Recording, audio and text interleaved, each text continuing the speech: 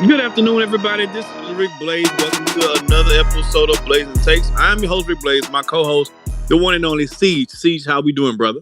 Doing great on this beautiful Thursday, pre-Friday. The weekend's on the way. Let's jump right Mm-hmm. into it. Let's get right to it. So, on yesterday evening, the news came down from the NBA saying that Dame Lillard has been traded to the Milwaukee Bucks. So now we're going to have on the Milwaukee Bucks team Dame Lillard and Giannis. His last name is the alphabet because I don't know how to pronounce that mess. So, uh, we know what kind of duo we expect those two guys to be. They're two phenomenal players. So we've seen everybody, mention in the comments their 2 cents about the situation. But I want to know is this, Steve.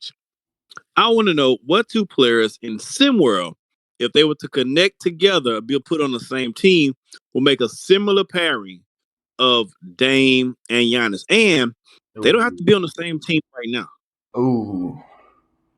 Yeah. That's tough for me because I don't see a Giannis comparison in our league or anywhere. But so what I'll take is the physical dominance inside. I think that's the highlight of the duo, for him, for his side. So for me, Okay.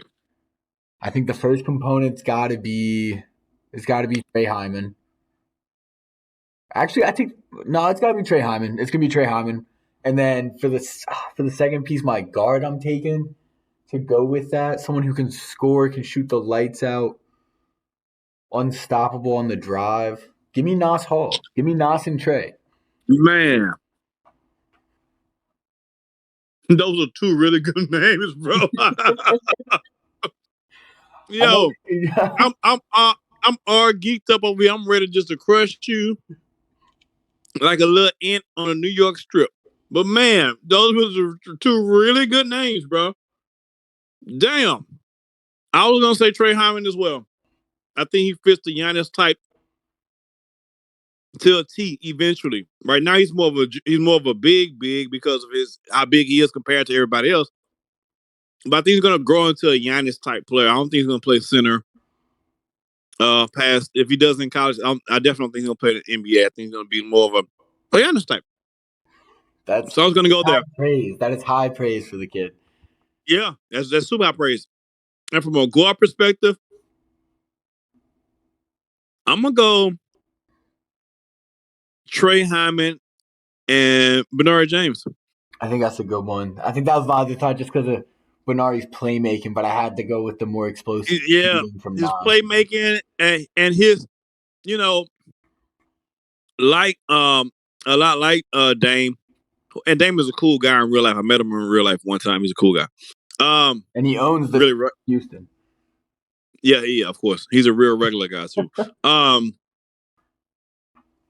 I a lot like Dame, Bernard. They both have that I don't give a damn mentality when it comes to scoring the basketball.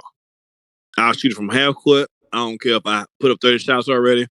It don't matter. I'm coming up. My job is to score, and that's what I'm coming to do. And I don't care who's saying what about it. I like that mentality. And Bernard definitely has that mentality. He's coming on a mission to score or to make a play, and it is what it is. Now, of course, The pick and roll with those two would be nasty. and neither one of those neither one of those are quite interested on the defensive side. So I think it's a pretty good. I think it's a pretty good pairing. For me, my Dame and Giannis combo would be Bernard James and Trey Hyman. Now, before I go any further, I might forget later. When we get in a group thread, we can discuss. I want you guys to put in the threads. What is your Giannis and Dame combo for SimWorld? And they ain't got to be on the same team. Ooh, an In early episode custom discuss, Rick. This is a special one. Yeah. We want to make sure we get that in. But we can move to the next topic. But I want to make sure I get that out now, so I won't forget later. All right. Next topic. You know, my guy's been in the news lately. Mr. Yam's been in the news lately. Seen him playing with Okafor and everything, and and there's been some questions about, I I think Marsh mentioned it first, and I kind of mentioned it, piggyback off of it, how quiet Showtime has been lately, especially Corey Yams, who's known for a lot of things, but quiet is not one of them. So I think March kind of cracked that door, and I've kicked it open since then, and it begs people to thinking, what's going on with Showtime or specifically with Corey Yams. But yeah, we are talking about that, right? Y'all guys off your chest. Everybody saw everybody in the threads. Let's put it from a different perspective, Siege.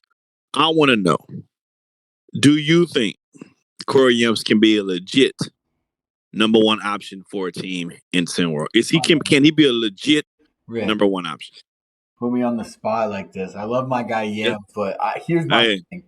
There is such a thing as a really good player who's meant to be a number two, and I don't think that takes anything away from his game.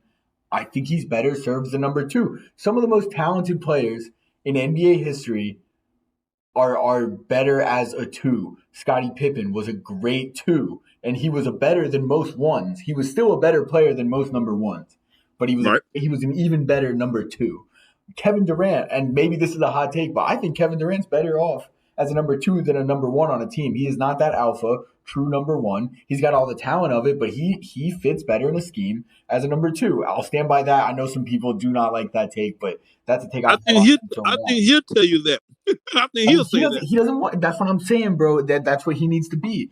And another guy who, again, I think might be the most talented basketball player, just pure talent ever. Maybe not number one, but he's top five to me. Kyrie Irving.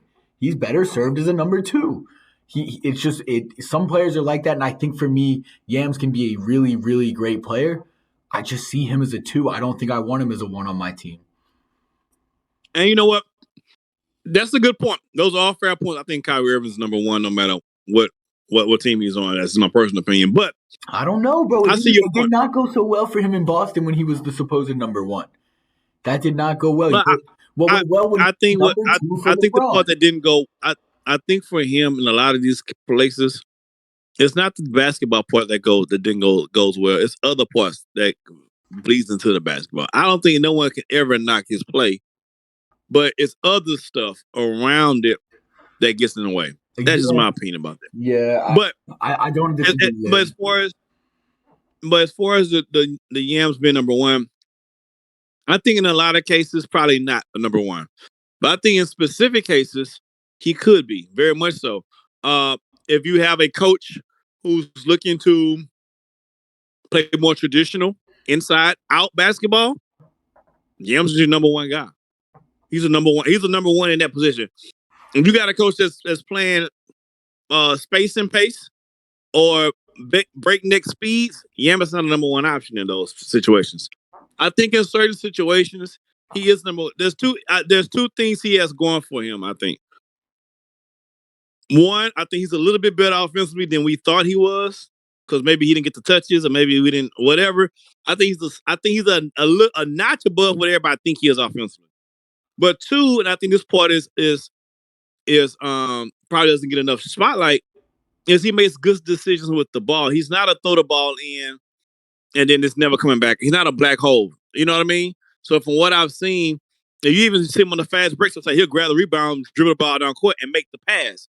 So I think him playing that position, having the ability to make the pass, if there's a coach or a system that's going to play inside out, then Yams can be a number one. But if you're not playing inside out, then Corey Yams shouldn't be a number one option. I see what you're saying. I don't know, man. I don't know. We going hey, it's been quiet in LA, in California, in Showtime. So I guess we're gonna see when we gonna see, which should be really soon, but what we gonna see. So we're gonna find out what's going on. The writing's gonna be on the wall in just a few weeks.